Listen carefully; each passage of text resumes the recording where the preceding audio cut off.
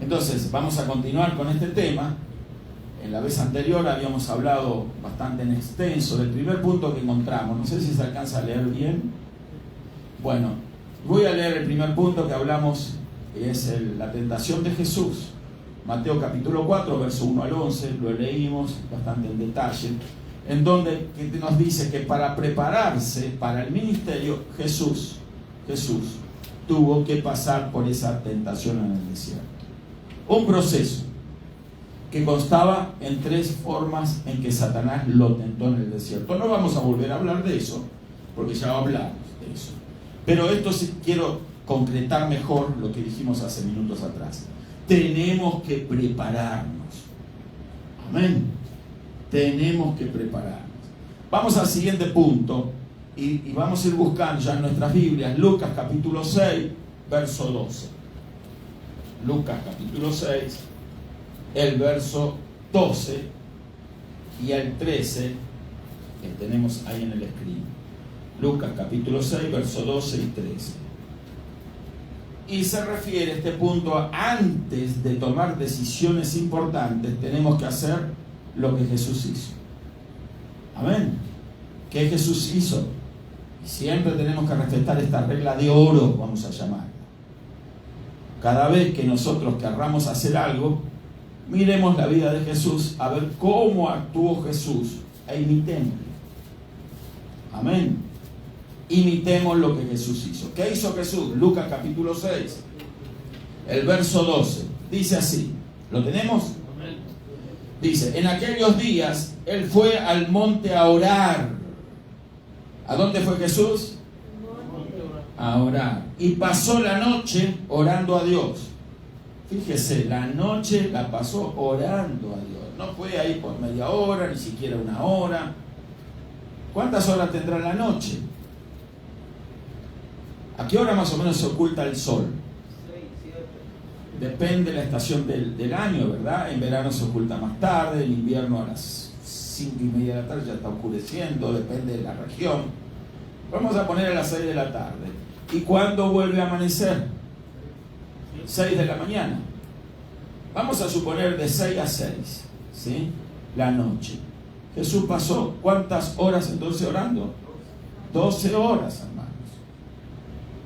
12 horas orando. ¿Sí? O sea, ¿por qué pasó ese tiempo en oración?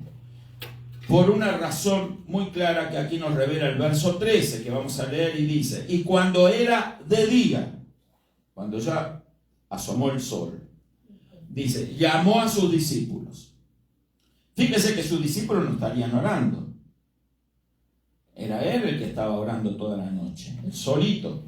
Y escogió a 12 de ellos, a los cuales también llamó como apóstoles. Y da el nombre de los 12 aquí, no lo vamos a leer, usted léalo y va a encontrar algunos personajes importantes del Nuevo Testamento, obviamente. Pero el tema es que 12 horas aproximadamente se llevó el Señor para orar por esta razón. Tenía que recibir, escuche, la revelación de Dios para ver a quién Él iba a apartar de apóstoles. Vamos a definir el término apóstol.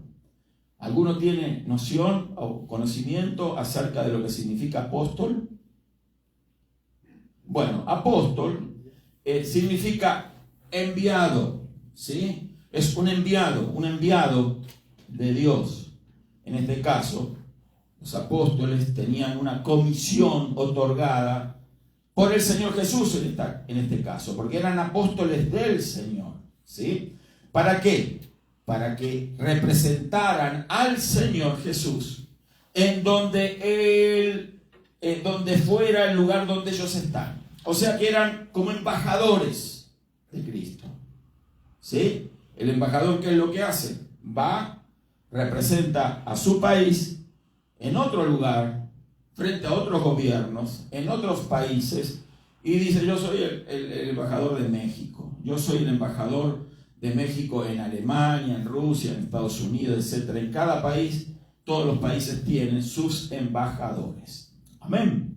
Para que los representen, porque necesita cada país tener un representante que hable por ellos. El presidente, por ejemplo, de México no puede ir personalmente a cada país cuando tiene un mensaje para ese país. Para eso tiene sus representantes, sus embajadores. Amén. Entonces, ahora el Señor tenía que nombrar a 12. 12 es un número importante, que es un número que significa gobierno. El número 12 en la Escritura, siempre tenga en mente eso, cuando estudie la palabra, significa gobierno. Así como el número 7 significa perfección. Amén. Bueno, el número 12 significa gobierno. Entonces, él tenía que orar para no tener la claridad mental él de quién iba a escoger. Había grupos de discípulos a su alrededor, ¿sí? Pero el mensaje que él tenía que darle a las personas que habría de escoger era un mensaje que provenía del Padre. No era algo que nacía directamente en él. Jesús estaba en carne aquí en la tierra y bajo el control y la dirección de su Padre. Y él hacía todo lo que le había oído y había visto hacer al Padre. Amén. Nada Jesús hizo durante su ministerio que no fuese algo que tenía la aprobación del Padre. Tenía la aprobación del Padre, ¿por qué? Porque Jesús ya había visto y oído. Pero ahora él tenía que orar para recibir esa revelación. No vamos a decir nuevamente, sino que vamos a decir para que recibir una confirmación exacta para ver quiénes iban a ser sus apóstoles. Amén.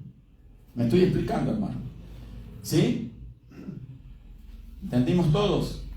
Bueno, gloria a Dios.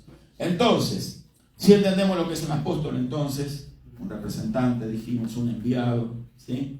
Entendemos lo que es un embajador, un enviado, un representante de su gobierno.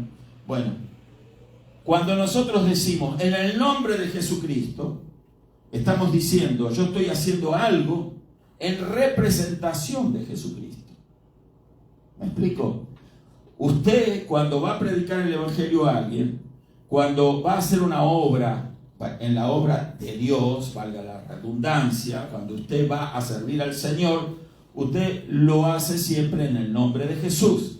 Esto no significa que usted a cada rato está repitiendo en el nombre de Jesús, en el nombre de Jesús, en el nombre de Jesús, no. El embajador de México viene aquí a Washington, D.C., que es la capital de los Estados Unidos, y a veces dan algún speech en el Congreso, ¿sí? Tiene que presentarse al presidente de los Estados Unidos, lo recibe en su oficina. Entonces, cada palabra que él habla, él no anda diciendo, vamos a firmar este contrato en el nombre de México. Yo estoy haciendo esto. Traigo este formato para este negocio en el nombre de México. No. Él ya de entrada se presenta como el embajador, ¿sí?, de la República Mexicana. Tiene el aval y la aprobación del presidente mexicano. Me estoy explicando, hermano. Cada palabra que el embajador dice es una palabra aprobada ya por el gobierno mexicano. Los embajadores, o como los representantes diplomáticos de cualquier nación, no pueden hablar ni traer opiniones personales. ¿Me explico? Quizás ellos tienen una opinión personal formada de algo, pero ellos tienen prohibido hablar su opinión personal acerca de algún tema en los lugares donde son enviados a representar a su país. Solo ellos están designados y aprobados para hablar lo que se les encomendó. Tienen una consigna que tienen que respetar. Hablan lo que el gobierno le dice que hable. Amén. Si ellos se equivocan o hacen algo incorrecto, dan una opinión personal, los corren. Ponen a alguien que obedece en ese punto. ¿Me explico? Y entonces el embajador, el enviado, habla lo que el gobierno que lo envió entonces le ha dicho que diga. Lo mismo con los apóstoles. Y lo mismo también con nosotros. Porque nosotros somos enviados a predicar el Evangelio de Jesús. Así como también todos los apóstoles. Aunque los apóstoles funcionan en un nivel y un grado superior en el sentido de que tienen un compromiso y una responsabilidad mayor dentro del cuerpo de Cristo. ¿Por qué? Porque son las columnas en estos 12 apóstoles que nombró el Señor de la iglesia. ¿Sí? Apóstol Pedro, acá están los nombres, ¿verdad? Simón, a quien también llamó Pedro, le cambió el nombre, conocemos la historia. Andrés, su hermano, Jacobo, Juan Felipe y Bartolomé, ¿sí? Mateo, Tomás, Jacobo, hijo de Alfeo, Simón, llamado Celote, Judas, hermano de Jacobo, y Judas Iscariote, el que él llegó a ser el traidor. Hasta ese, él nombró, no porque le faltó a alguien y lo tomó aquí y le dijo, aquí me parece que puede ser apóstol. No fue así. El Padre le reveló que también este Judas lo tenía que nombrar apóstol. ¿Y usted cree que se equivocó en alguno de estos? No. ¿Por qué? Porque había orado. Amén. Podemos humanamente nosotros razonar o pensar, y bueno, entonces, pero con Judas como que se equivocó, ¿no? Porque mire lo que hizo Judas, lo entregó, lo traicionó. Aparte, también conocemos por los evangelios que Judas era ladrón. Robaba de las ofrendas, robaba de la caja. Y el Señor lo sabía. O sea, Judas era un traidor antes de entregarlo al Señor. Porque también la traición, escuche, es un proceso. Amén. Cuando Judas abandonó la mesa de esa última cena con el Señor habló y dijo, uno de vosotros me va a entregar. Ya lo sabía quién era, lo supo siempre, porque cuando él aquí lo supo, cuando él oró antes de apartarlo a esa comisión, lo supo. ¿Por qué? Porque recibió la encomienda. No había email en esa época, pero recibió el mensaje a través del Espíritu. ¿Quién eran los 12? El Padre no se equivocó y dijo Judas Iscariote. ¿Y usted qué cree? ¿Que Jesús le habrá parecido bien, mal? ¿Qué cree usted? Cuando él estaba orando, a lo mejor era el último, eso no lo dice la Escritura, podemos suponer, que ya estaba por salir el sol a amanecer y le faltaba uno, ¿no? Y él orando, necesito conocer al número 12. Es más, necesito conocer al tesorero. El tesorero. Es importante, hermano.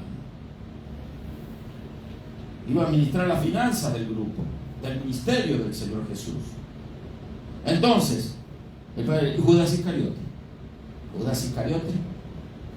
¿Usted cree que no lo conocía ya, que no andaba por ahí Judas? Judas andaba ahí, ¿sí? Cerca del Señor. Era un discípulo más. Había multitud de discípulos, ¿sí? Entonces, allí Judas, también él veía en Jesús que, bueno, este puede liberarnos de los romanos, ¿sí? Porque Judas no tenía la revelación de Jesús, pero Jesús sí tenía la revelación de Judas, de quién era Judas. ¿Obedeció o no obedeció el Señor? Obedeció. Quizás en el corazón del Señor Jesús dijo, Judas me va a llevar a la cruz, es un traidor, ¿sí? ¿Cree que no lo supo el Señor? Yo creo que sí, porque el Señor todas esas cosas las sabía. Él hacía y hablaba todo lo que le había visto hacer y hablar al Padre. Él hablaba. Ahora tenía la confirmación. Judas Iscariote es tu apóstol también. El número 12. ¿Obedeció el Señor? Sí, obedeció. Buscó a los 12. ¿Sí? Le tocó el turno. Tú vas a ser apóstol, tú vas a llevar las finanzas. Judas muy contento primero, ¿verdad? Les pareció de bonito porque en su corazón no estaba realmente la revelación del Señor Jesús. Él solo había visto un liberador de la opresión romana, como muchos de los judíos. Este es el que nos va a liberar de los romanos, de la injusticia, de la opresión. ¿Sí? Pero ahora el Señor les llama y que quiere que sea su apóstol. Ellos sabían la importancia que tenía eso. Quizás hoy para nosotros no alcanzamos a comprender a plenitud la dimensión del llamado que tuvieron los apóstoles. El apostolado es lo máximo. Jesús empezó con lo máximo. Llamó a los 12. No empezó llamando a uno que servía a las mesas, a un diácono, no. Llamó a los apóstoles. Amén. Amén. Y a partir de ahí vemos luego el progreso de la iglesia, especialmente después cuando la iglesia se establece en Pentecostés. Y después cómo Dios le revela a Pablo muchos detalles acerca de cómo tenía que funcionar la iglesia, qué era en realidad la iglesia. Pero fíjese que el apóstol Pablo no estaba dentro de esos 12, porque Pablo todavía era un perseguidor de la iglesia. Después vamos a hablar otro día de Pablo, pero todos sabemos eso, creo. Entonces el tema es acá, que una decisión importante como esa requería una oración así igual de importante. ¿Cuántas decisiones ha tomado en su vida importantes? A ver, Bilsan, ¿qué decisiones tomaste en tu vida importante?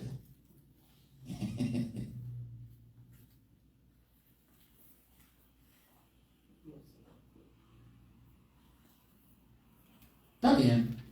Muchas decisiones tomaste en tu vida. La vida es un cúmulo de decisiones que tomamos. Pero hay algunas que son más importantes que otras. ¿Sí? Manfredo, ¿usted se acuerda de alguna decisión importante que tomó? Sí. No se siente presionado, ni como en casa. A veces uno toma decisiones, por ejemplo, tener una familia es una decisión muy importante, y que a veces uno no la toma como así como importante, pero primero tiene que ir la dirección de Dios para una familia, para que la familia... Ahora, cuando usted dice, bueno, quiero una familia, pero ¿cómo empieza teniendo uno una familia? Buscando una mujer o un hombre que sea... En el caso de una mujer, buscando un hombre. Buscando un hombre, sí. Y en el caso de un hombre, buscando una mujer, para establecer un matrimonio. Pero el problema es de que a veces uno toma uno de hombre, pues, hablando yo como hombre, toma una mujer sin la dirección de Dios, y toma la mujer... Ok. Ahí está el tema. ¿Por qué se cometen ese tipo de equivocaciones, de errores? ¿Por qué la gente comúnmente se equivoca? ¿Sabe las veces que yo escuché, pastor, yo me equivoqué? Me equivoqué. ¿En qué se equivocó, hermana, hermano? En escoger mal a mi pareja, mi esposa, mi esposo. Bueno, pero ya lo escogió. Ya está. Ya está. ¿Pero por qué se equivocó? ¿Oró toda la noche? No oró toda la noche, probablemente, porque si hubiese orado toda la noche como oró Jesús, no se equivocó. ¿Se equivocó Jesús con Judas? No. No se equivocó. Yo no sé si yo creo que Jesús, él obedecía lo que le mandaba. Él no argumentaba, era obediente, fue obediente en todo. El Padre le dijo, Judas Iscariote, pero tenía libertad de pensar él para adentro, de decir, pero si Judas es un traidor, dudas. Yo tengo que aceptar lo que mi Padre me envía a hacer. Eso se llama obediencia. ¿Me explico? Muchas de las cosas en la vida que nosotros hacemos, hermano, deben de estar, todas las cosas que hacemos, perdone la equivocación, todas las cosas que nosotros y las decisiones que tomamos en la vida deben estar sujetas a la obediencia. Y para conocer cuál es la voluntad de Dios, tenemos que orar. ¿Se da cuenta que es importante entonces orar? ¿Se da cuenta que Jesús hizo algo muy importante porque tenía que tomar una decisión importante? Iba a estar rodeado de 12 personas que tenían que responderle a él. Decía Pedro, anda para acá, y Pedro tenía que ir. No era que Pedro podía decir, pero a mí no me parece, Señor Jesús, no, fíjese que ahí la tormenta está muy fuerte. Anda para allá. Ven a mí, Pedro. Pero mira cómo está el mar, de agitado, ven. Y obedeció Pedro.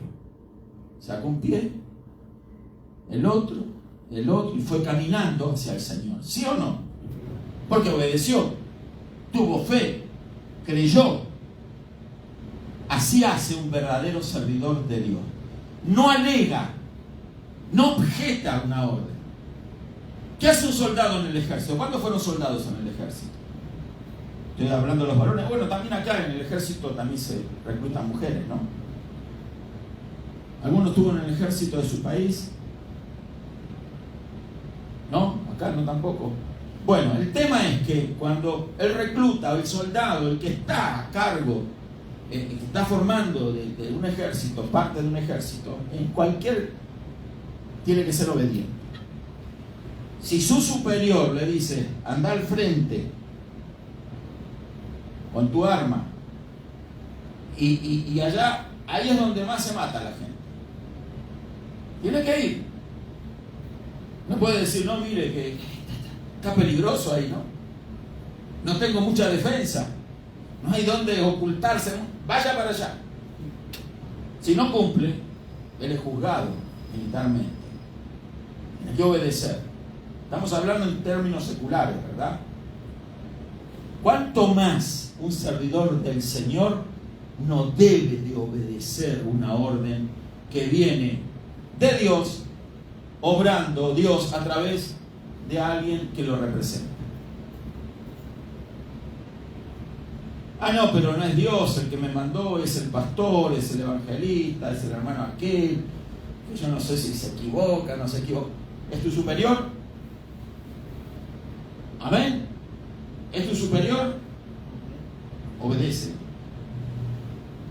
Tú le obedeces, vas a honrar a Dios.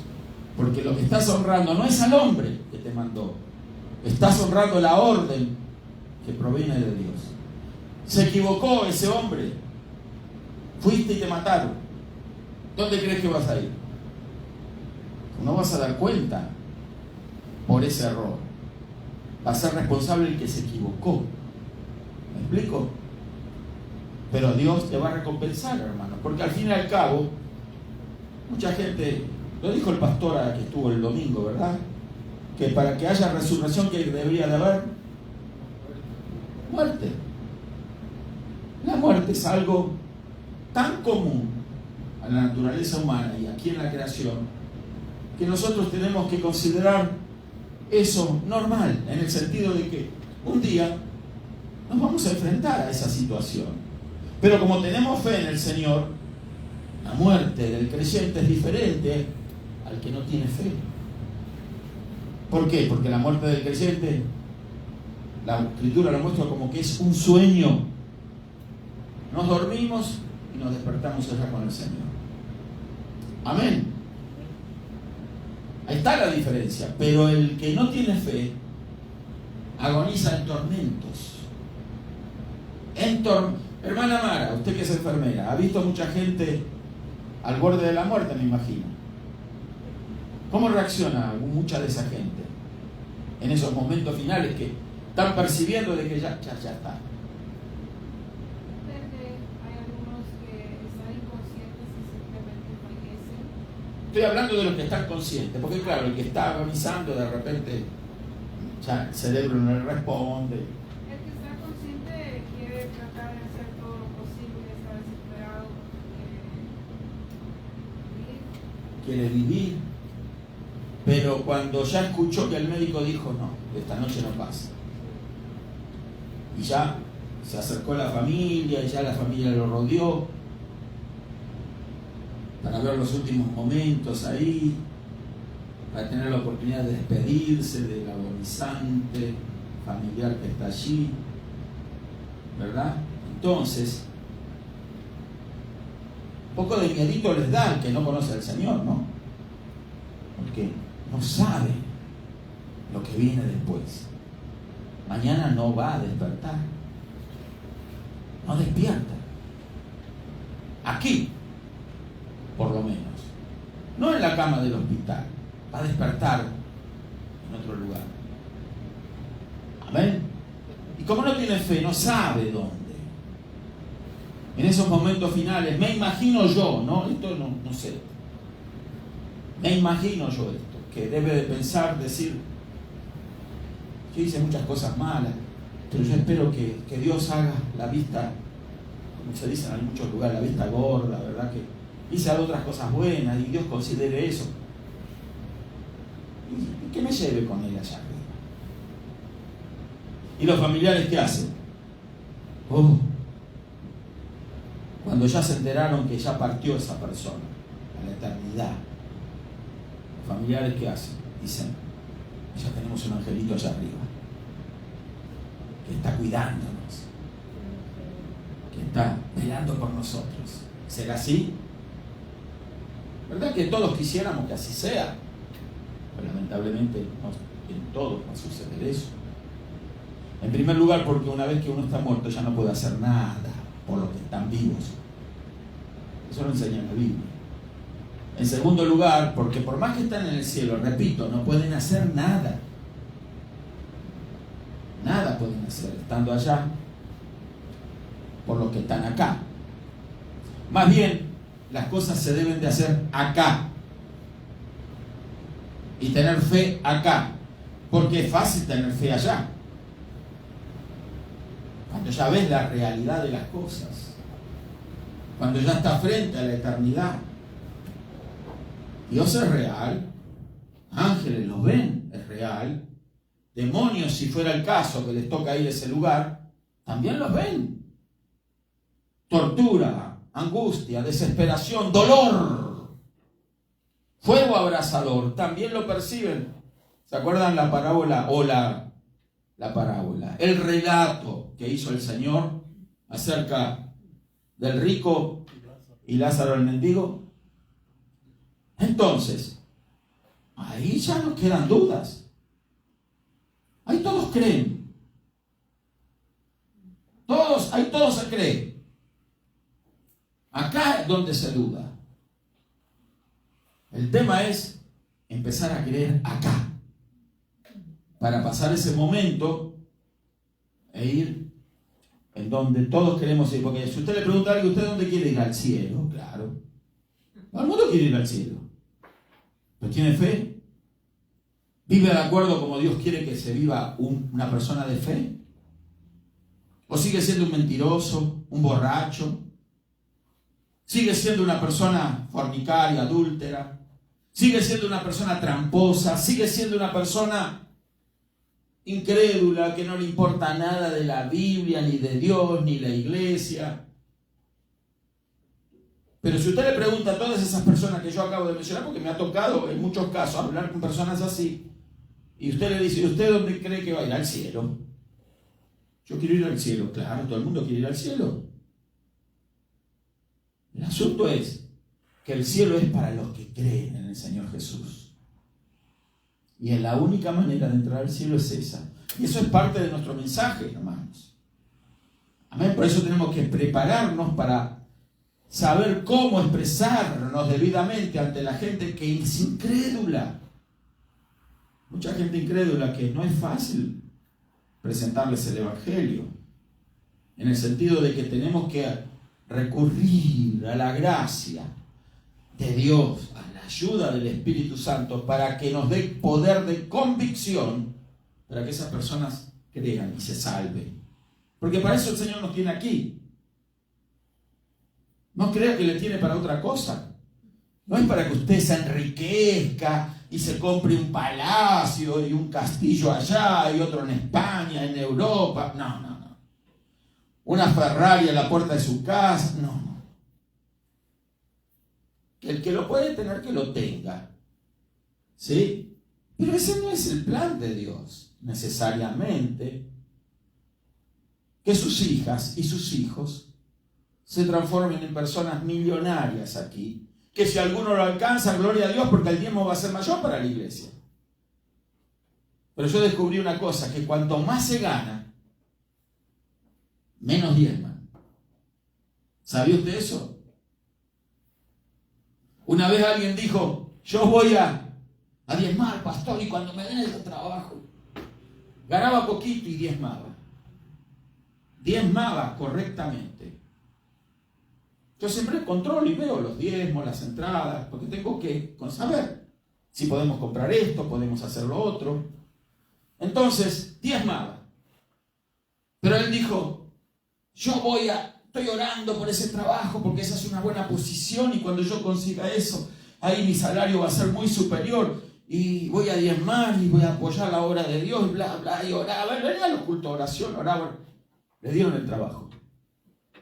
Ya faltó los cultos de oración. Empezó a bajar. Y ganaba más. Por eso, en mi experiencia, muchos de los que dicen, voy a diezmar, ganan más y diezman menos. Hasta terminan negando y siguen diciendo, no, el diezmo es para el antiguo pacto. Si hay alguno que ve el video, me puede contactar y yo le voy a explicar lo que es realmente el diezmo. ¿Qué enseña la Escritura acerca del diezmo? Porque sabemos que hay muchos enemigos de la obra de Dios, porque no puedo nombrarlos de otra manera que enemigos, que lamentablemente ni saben a quién sirven, porque yo debo de considerar eso, que inconscientemente, pero están sirviendo a Satanás. Porque el dinero se requiere en la obra de Dios para poder realizarse. Amén. Entonces, muchas de las personas, claro, ganaban 1.000, dan 100. Pero si gana 1.000.000, ¿cuánto tiene que dar? 100.000. Eso es mucha plata, pastor. ¿Qué va a hacer la iglesia con 100.000? Y nosotros estamos orando para que la gente prospere realmente en el plan de Dios. No queremos millonarios, queremos gente sincera, humilde, que trabaje y sea prosperada por Dios, tenga mejores trabajos, mejores salarios, pero sirvan por sobre todas las cosas mejor a Dios. Porque de eso se trata. Porque si no, ¿para qué el Evangelio?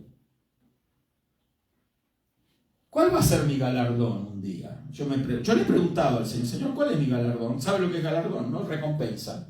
¿Cuál es mi recompensa? Las almas. Segundo lugar, el crecimiento espiritual que esas almas han tenido, por lo menos las que tengo a cargo o las que he tenido. Yo le doy gracias a Dios que me ha dado el privilegio de haber sido pastor de gente eminente hoy en día. Superior al ministerio que yo tengo, muy superior. Yo he sido pastor de esas personas. ¿Me explico? Entonces, el tema es que es muy importante cómo nosotros tomamos decisiones en la vida. Jesús oró. Yo voy a dejar aquí porque en este punto me agoté el tiempo, ya habíamos hablado previamente bastante, pero es muy importante. Amén. Y pastor, si me tengo que comprar un carro, también hay que orar. Hay gente que va, lo contacta al hermano, bueno, no voy a decir nombre, acá tenemos dealers de carro, ¿no? Y tiene un carro. ¿Para qué lo quiere? No, para el trabajo, la construcción, una camioneta, ¿no? Y bueno, ya apareció una. Pero ese ni oró porque, bueno, es un creyente tibio. tibio, no ora. Entonces, abrió los ojos, asiento de cuero, pintura brillante, ¿verdad? Las llantas, buen dibujo, ¿sí? Tiene bastante, se ve bien, arranca el primero, ¿sí? Y ¡bum! No, sí, está bonito. Y tanto vale, tanto pagó. ¿Sí? Se llevó, anduvo.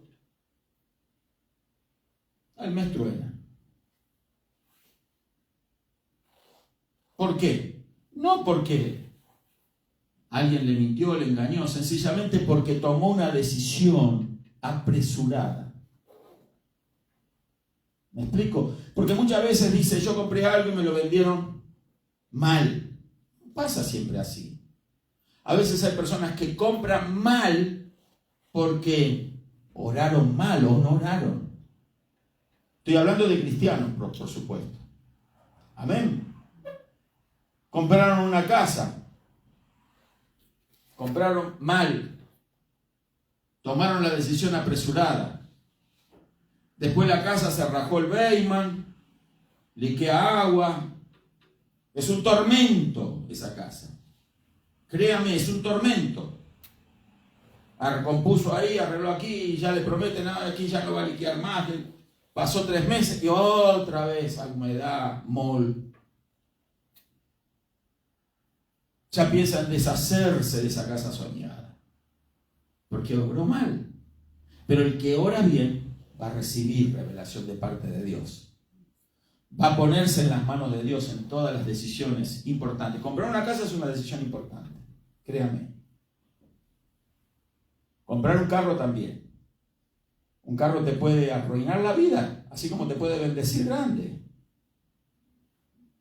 Un trabajo también es una decisión importante. Un matrimonio es una decisión importante, como hablamos antes. Te casas con la persona equivocada y ¿qué pasa? Es un tormento. ¿Sí o no? Claro, de un lado van a decir eso y del otro lo mismo, ¿no?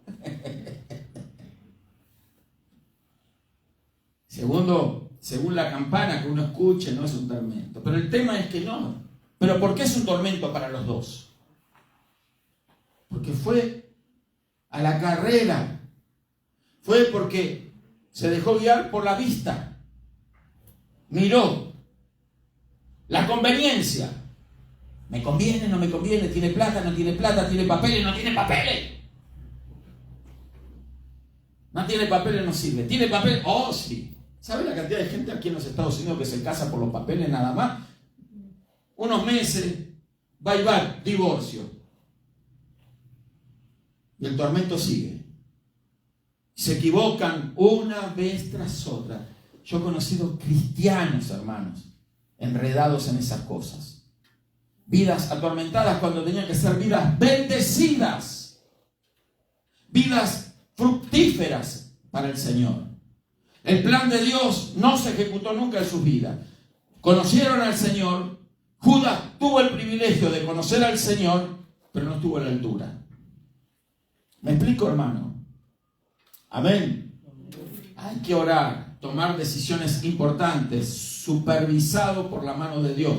Si Dios no aprueba, no haga nada. Voy de viaje. Ya termino, tranquilo. Voy de viaje.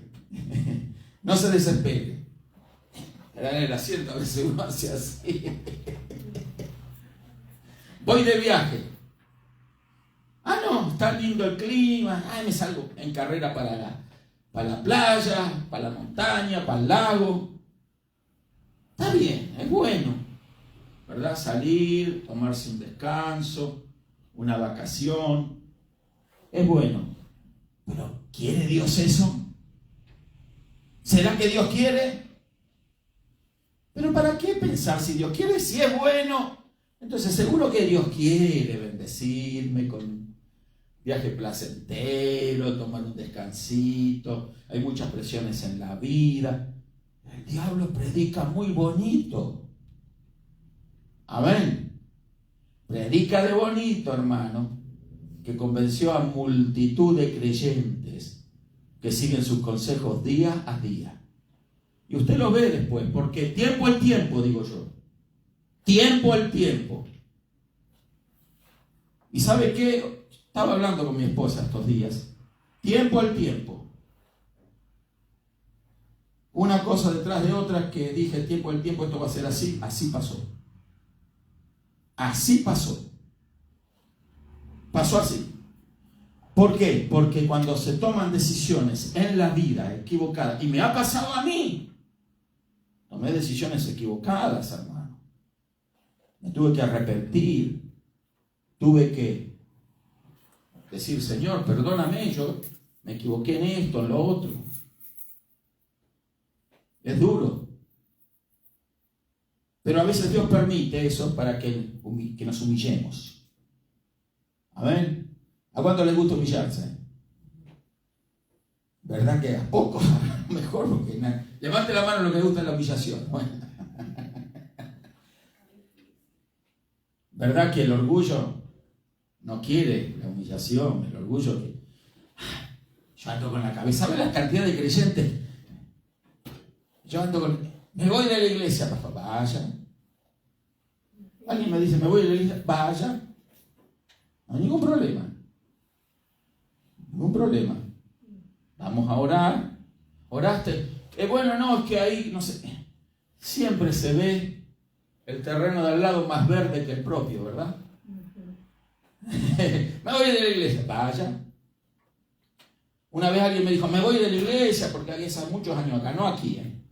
Acá también me lo dijeron. Pero en este caso en particular fue en mi país. Me voy de la iglesia. Vaya. Por esto y el otro. Mire, acá hay iglesia, esto, lo otro. Y en cambio aquí nosotros, esto y lo otro. ¿Qué dice la Biblia? Le digo acá. Abra ahí. No, ahí dice, en aquella iglesia, en la de más allá, en el África, en el Polo Norte, en el Polo Sur, en el desierto del Sahara, en este país, en el otro, va a decir su Biblia lo mismo ahí. ¿Comprende eso? No, sí. Entonces, ¿qué va a tener que hacer usted? Arrancar esa hoja. Arranque la hoja. Porque no va a ser casualidad, le digo que usted abra y va a abrir ahí la Biblia. Y va a leer lo que no quiere ver. Véalo ahora, antes de que sea tarde. ¿Me explico? Entonces, el orgullo a veces nos impide a nosotros reconocer que alguien tiene razón por sobre nuestros argumentos, ideas, posiciones, razonamientos. El orgullo. ¿Y el orgullo dónde tiene origen en? ¿En quién? Satanás. Satanás. ¿Y por qué hay orgullo en el corazón del hombre? Porque lamentablemente la picadura de la serpiente caló hondo en el corazón de nuestros primeros padres y llegó hasta nosotros. El veneno de Satanás, la contaminación, el pecado. Ese es el pecado. Dios no nos hizo con pecado. Pero Dios, en su misericordia, envió a su Hijo para salvarnos de la condenación eterna, para limpiarnos, para perdonarnos, para restaurarnos, para levantarnos, para hacernos hijos de Él, para llevarnos al cielo. Pero mientras estamos aquí, tenemos que ser consecuentes con su voluntad. Amén. Vamos a ponernos de pie, ahora sí nos despedimos, hermano. También nos despedimos de aquellos que están viendo o pudieran ver más tarde este video. Siempre que hablamos la Escritura, no hablamos con ánimo en particular contra nadie. Amén. Porque a veces, no es la primera vez que supongo esto. Cuando empecé a servir al Señor ya detecté eso. Lo habló por mí, el pastor aquel dijo eso por mí. No. Lejos de eso está hablar a alguien y apuntarle de alguna manera en particular con algún argumento bíblico. No. Si oímos nosotros lo que oímos, hermano, es porque es voluntad de Dios. Porque Dios quiere alentarnos, levantarnos, guiarnos. Dios quiere que nos equivoquemos en la vida. No. ¿Quién quiere que nos equivoquemos? El diablo. Téngalo presente siempre eso. El diablo siempre va a querer que usted se equivoque. Siempre. Por eso no siga el impulso de su engañoso corazón. Porque el diablo siempre le va a decir, hace esto, hace otro, anda para aquí, anda para allá. ¿Para qué pedir consejo? ¿Para qué hablar? Que no te van a comprender, mejor ser reservados, en lo secreto. Pero los demonios se frotan las manos. Aquí está nuestra posibilidad de seguir enredando a este creyentita. ¿Sí? ¿Para qué? Para asfixiarle, anularle, intentar siempre destruir, porque ese es el propósito del enemigo. Satanás, ¿para qué vino? Dijo el Señor. Matar, ¿qué más? Robar y destruir. Pero yo he venido ¿para qué? Para que tengan vida y vida en abundancia. Así que, hermanos, el Señor tiene vida abundante para nosotros. Pero tenemos que aprender nosotros el camino de Dios. Hay que aprender el camino. No es que recibo a Cristo y ya. Aprender a caminar. A ser fiel. A ser fiel. El Señor nos va a pedir fidelidad.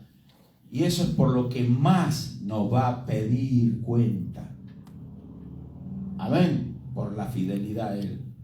No se olvide nunca de estas cosas. No porque yo le esté diciendo ahora, porque son cosas que usted las conoce también.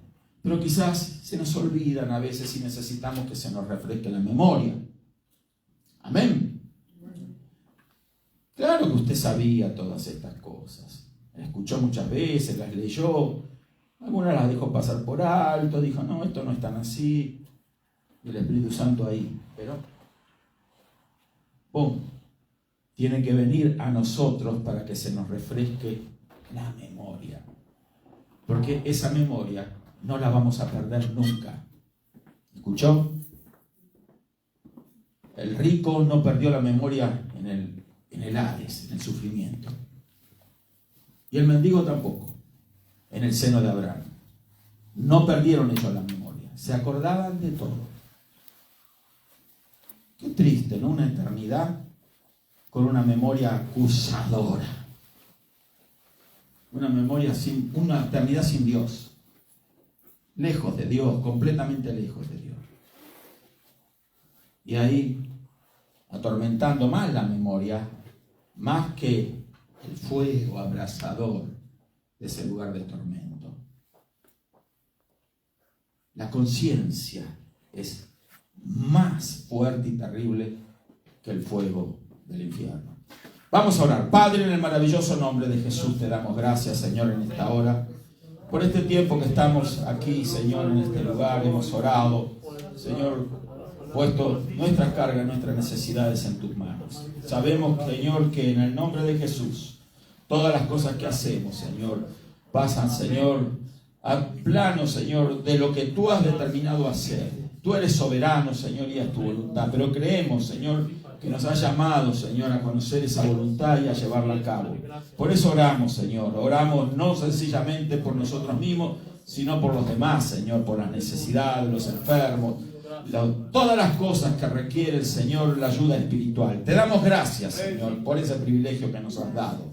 También te pido, Señor, para que estas palabras, Señor, no caigan en saco roto, Señor, sino que las atesoremos, Señor, para que las pongamos por obra, que las tengamos en cuenta y durante la semana y semana tras semana y el tiempo la podamos rebobinar. No las palabras que he hablado yo, sino lo que dice tu palabra en referencia a esto, Señor. En el nombre de Jesucristo te damos gracias por todos. Nos despedimos de aquí, Señor, pero no de tu presencia, porque tú estás en nosotros. Tú nos guardas, nos cuidas, tus ángeles nos acompañan y nos libran de accidentes, de pruebas, luchas y problemas en el camino, Señor. Gracias te damos por todo, en el nombre de Jesucristo, a quien amamos, Señor, porque es nuestro Salvador. Nos despedimos de este lugar. Amén y amén. Dios le bendiga, hermano.